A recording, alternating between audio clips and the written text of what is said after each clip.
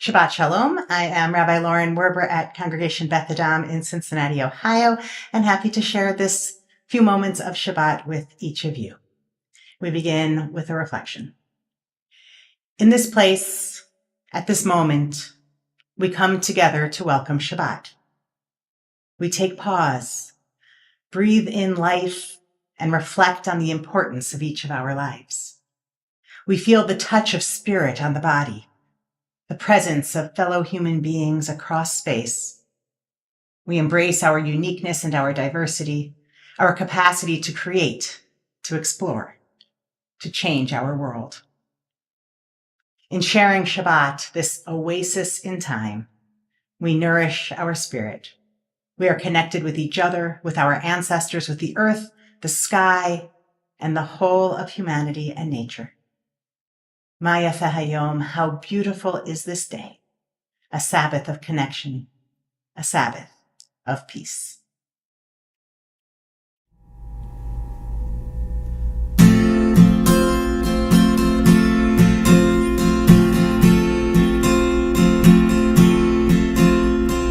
Ma yafeh hayom, Shabbat Shalom. Ma yafeh hayom, Shabbat Shalom. Shabbat, Shabbat Shalom. Shabbat, Shabbat Shalom. Shabbat, Shabbat Shalom. Shabbat Shalom.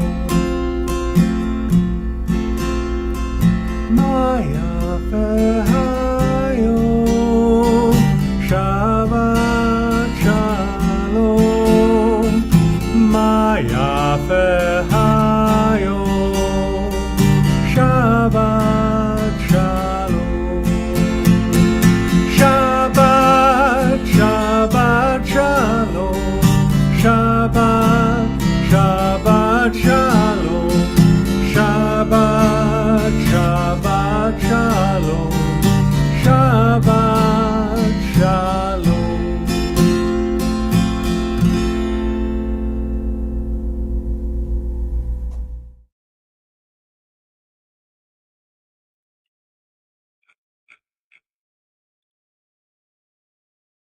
Night seeps up from the ground. Light falls from the stars, distant, icy, ancient beyond all who came before. But the light of the Sabbath is warm. The light of the Sabbath is ours. The light of the Sabbath is of this time, of this place, of lives that know the past only in a dream. As we kindle these lights, we create a place of warmth. As we kindle these lights, we welcome this time for reflection. As we kindle these lights, we stake our claim.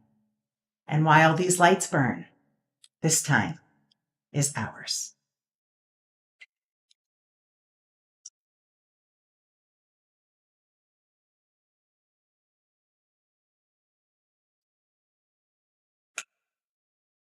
Baruch ha'or ba'olam, blessed is the light within the world. Baruch ha'or ba'adam, blessed is the light within each person. Baruch ha'or ba'Shabbat, blessed is the light of Shabbat.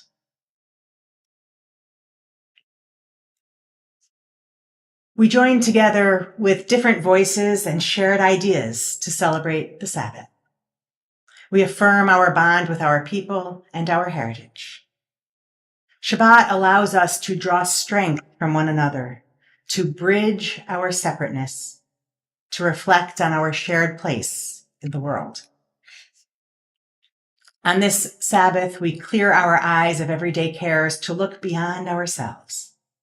We share the visions of our ancestors who strive to bring life and light into the world. Together as Jews throughout the world, we attempt what we cannot do alone.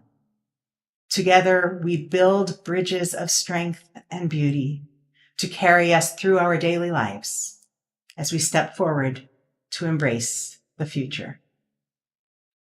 All life is a very narrow bridge. The important thing is not to be controlled by fear.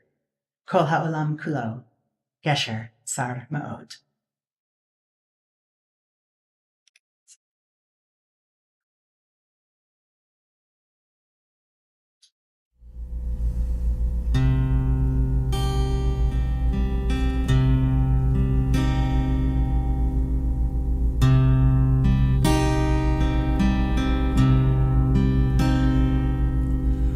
כל העולם כולו גשר צר מאוד, גשר צר מאוד, גשר צר מאוד. כל העולם כולו גשר צר מאוד, גשר צר מאוד.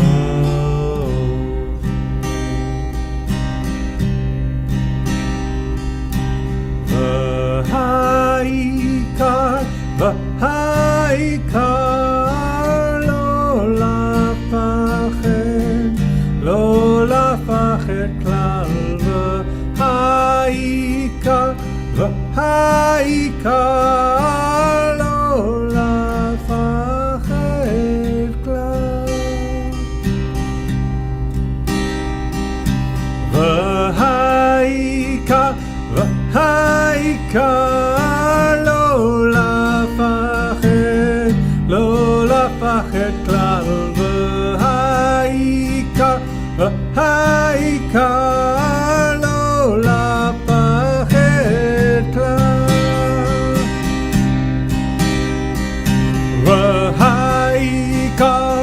והעיקר לא לפחד, לא לפחד כלל. והעיקר לא לפחד כלל. והעיקר לא לפחד, לא לפחד כלל. והעיקר לא לפחד כלל.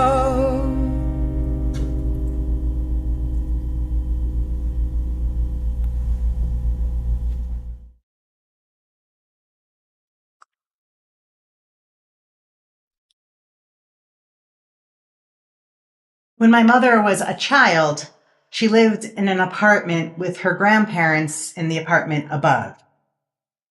As Passover approached each year, she knew that one day she would come home to an unusual spectacle, to large fish, probably carp, swimming in the bathtub. Her grandmother would later gut those fish and use them to prepare the gefilte fish for the Passover Seder. That same grandmother would make my mother laugh with her combinations of Yiddish and English. She had immigrated here from Eastern Europe. And from the way that she would pair every possible set of English idioms backwards. She would say things like, put on your socks and shoes. She would ask for the pepper and salt.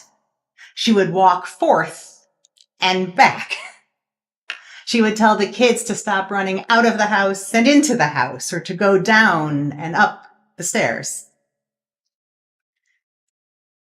As I was growing up, I never encountered fish swimming in my bathtub, for which I'm a bit grateful.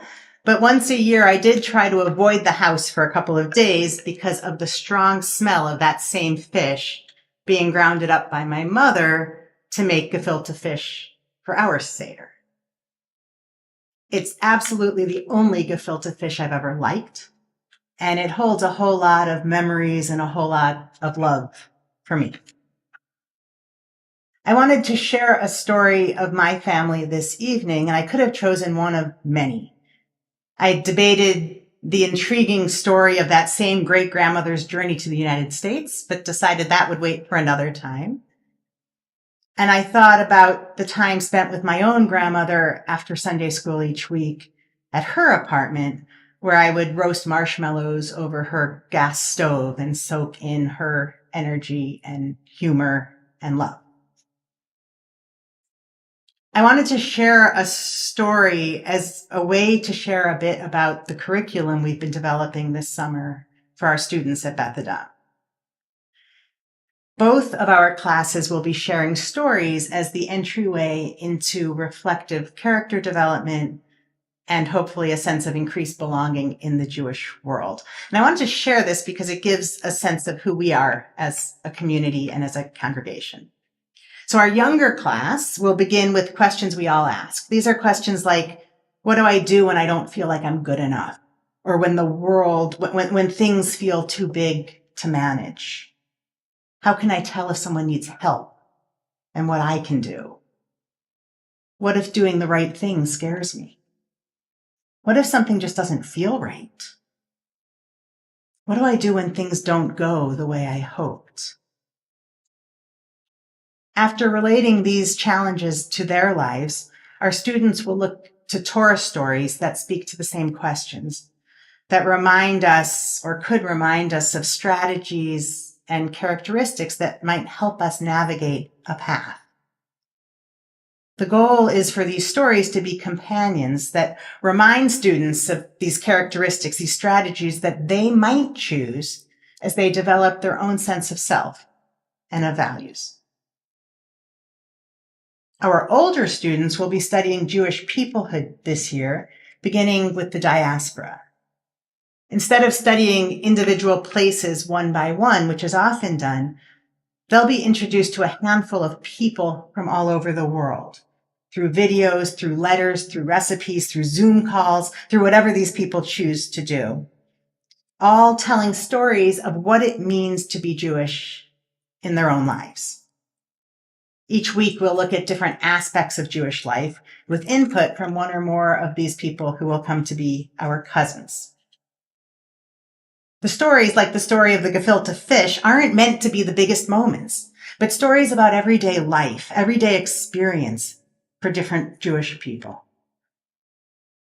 My friend, who is a Holocaust survivor, and her granddaughter will share stories of celebrating Shabbat together and of laughing on vacations before they ever mention the Holocaust. My friend in London will tell the story of her mother coming from Egypt and the smells from the kitchen growing up before she ever talks about the challenges in London today. An Iraqi Jewish family in Israel will talk about the dozens of family members who come for Shabbat and hopefully share the recipe for kubeh, a special soup that they make on many of those weeks, before they talk about their journey and why they undertook it. An Argentinian American who grew up in Argentina will hopefully share his connections to Jewish music, as well as the things he liked to do as a child growing up, and then share his experiences in the United States. Here, the stories are the entryway. They remind us that we live distinct and unique Jewish lives, and yet there are things that absolutely connect us across space and time, a lesson we've all learned through these services and other experiences. The best way to feel connected is to understand people, and the best way to do that is to meet them and hear their stories. Imagine what the world could look like if we really listened to one another's stories, to the pain, the joy, the common feelings of hope, fear, disappointment, resilience, love. Imagine if we understood through stories what we share, what transcends the details of sometimes very different experiences. What transcends the languages we speak, the religions we practice, the politics we ascribe to. Because it's through stories that we appreciate difference and find commonality, that we share humanity. Shabbat, in many ways, encapsulates the story of the Jewish people. As Hebrew essayist Achad Ha'am very famously said, more than the Jewish people have kept the Sabbath has kept the Jewish people. I don't believe that any particular observance of the Sabbath is so crucial, but the Sabbath itself and the stories that grow around us, that has sustained us. It's the family time, the reflective time, the chance to envision a better world at the very same time as we give thanks for the world we inhabit. It's the story of a people finding goodness and hope for one day a week since the beginning of that people. And it's a story we continue today and every week. In our youth education program this year, stories of our families and our people will be filling the air. May each of us on this Shabbat and throughout the year remember and share our stories as well. Ken Yehi Ritzonenu. May it be our will. Remembering the stories of those people who we have loved and who live on through their stories, through memory, we turn to our memorial and to the words first of Rabbi Lawrence Kushner. Each person has a Torah, unique to that person, his or her innermost teaching. Some seem to know their Torahs very early in life and speak and sing them in a myriad of ways. Others spend their whole lives stammering, shaping, and rehearsing them. Some are long, some are short. Some are intricate and poetic. Others are only a few words. And still others can only be spoken through gesture and example. But every soul has a Torah. To hear another say Torah is a special gift, precious gift. For each soul, by the time of their final hour, the Torah is complete. The teaching is done. We remember those we've loved and lost, as well as those who have only us to remember. Ein bidei ha'mavet ha'koach la'kor ma shetamun balev. Death cannot take that which is locked in our hearts. With our tears and our sorrow, we remember. With our courage and our strength, we do not forget. Acts of kindness, deeds of courage will remain. Beauty created, wisdom shared is not lost. With our tears and our sorrow, we remember. Im demaot beinenu ve'et avleinu, nishmor al zecher ahuvenu. With our tears and our sorrow, we remember. Zecher tzadik livracha. May the memory of good people bless our days. We turn to blessing and joy as we lift our wine. As we lift this cup of wine, tribute to life's enchantments, may we find joy and contentment in our human endeavors. Bruchim hachayim ba'olam. Blessed is the life within the world. Bruchim hachayim ba'adam. Blessed is the life within us. L'chaim.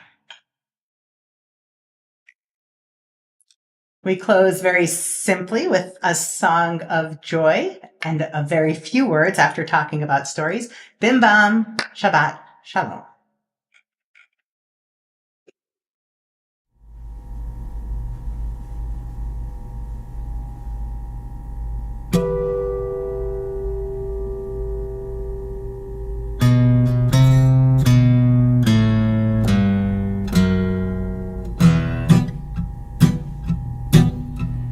Bim bam, bim bim bim bam, bim bim bim bim bim bam, bim bam, bim bim bim bam, bim bim bim bim bim bam. Shabbat shalom, Shabbat shalom, Shabbat Shabbat Shabbat Shabbat shalom, Shabbat shalom, Shabbat shalom, Shabbat Shabbat Shabbat Shabbat shalom. Bim bam, bim bim bim bam, bim bim bim bim bim bam. bim bam, bim bim bim bam, bim bim bim bim bim bam. Shabbat shalom, Shabbat shalom, Shabbat Shabbat Shabbat Shabbat shalom, Shabbat shalom, Shabbat shalom, Shabbat Shabbat Shabbat Shabbat shalom.